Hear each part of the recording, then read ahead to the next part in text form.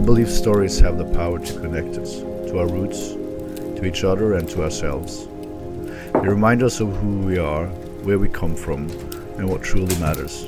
That's why I keep searching.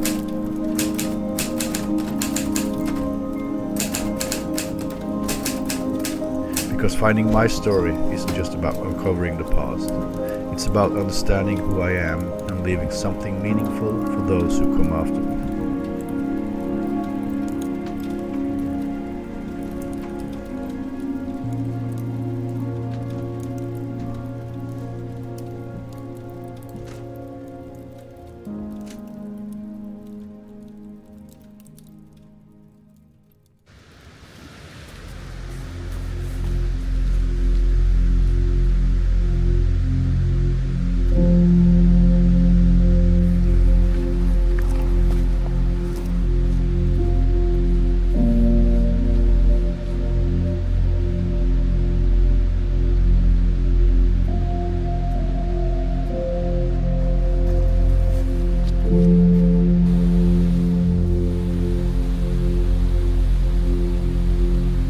You may have noticed I'm not in Tuscany right now. The renovation project in my family's ancestral village is on hold. There's still paperwork to settle. This journey, the search for my story, hasn't ended. It's brought me back here to the Norwegian forests.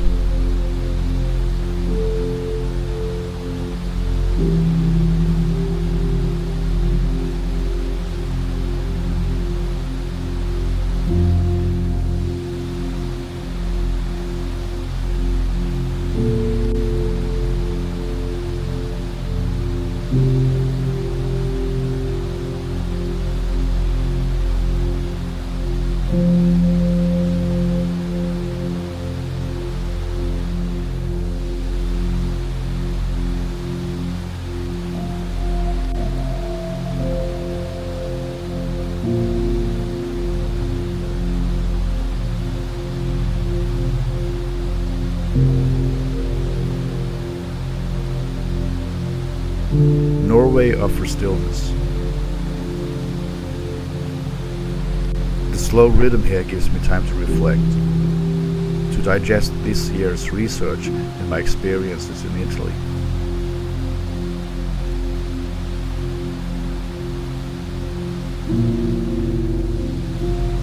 It's a place where I can continue putting words to my narrative and even, perhaps, uncover new details about my Norwegian-Italian family history.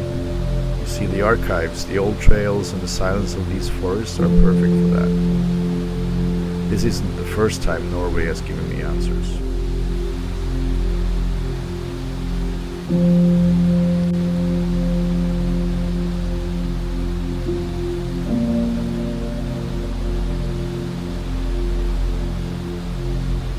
Growing up here, all I knew was that I had an Italian name, but I didn't know why. I didn't know where it came from. That name was part of me, but it didn't yet have a story.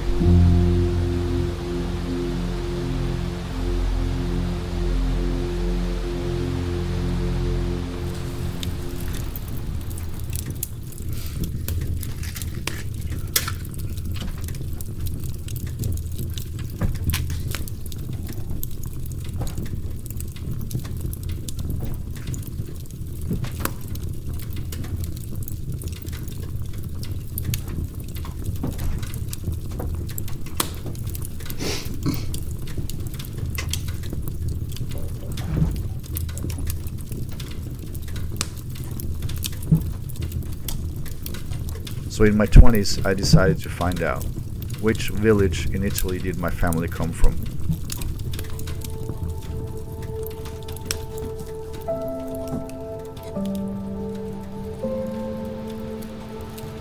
I started in the archives, dusty ledgers, police reports, passenger lists. You see, Norway keeps its records well, and I was able to trace my ancestor Matteo Pisani year by year as he traveled through this country. But something was still missing: the name. I knew my family came from Lucca in Tuscany, but Lucca is big. There's mountains, valleys, hundreds, maybe thousands of churches. Which one held the answers?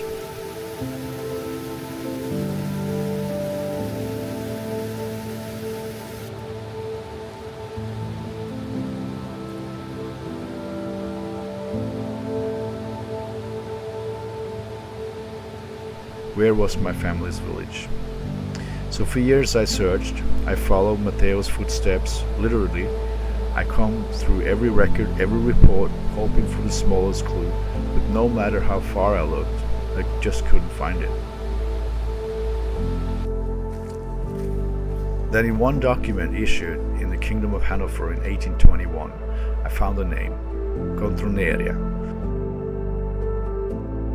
But it wasn't on any map, it wasn't a place I recognized. Later I found another mention of the name Controne in a Catholic church record here in Norway. It felt close, but it still wasn't enough. I couldn't make the connection. I didn't know where Controne was or how it tied to Loka. So then, years later I found it. In a church book in Oslo, in Norway, there it was, Matteo Pisani from the village of San Cassiano di Controne. For the first time I had a name, I had a village. I remember that moment so clearly.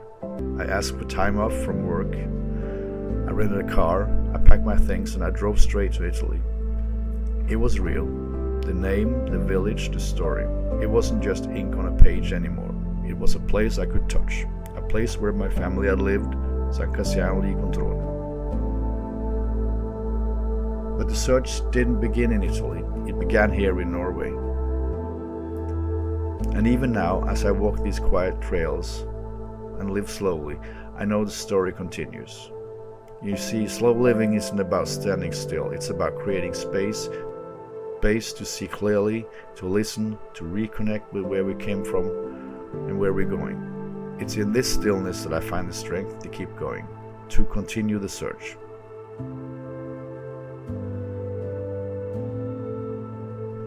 The house in Tuscany waits for me, but this pause, this time here in Norway, is part of the same journey, because finding your story doesn't happen all at once.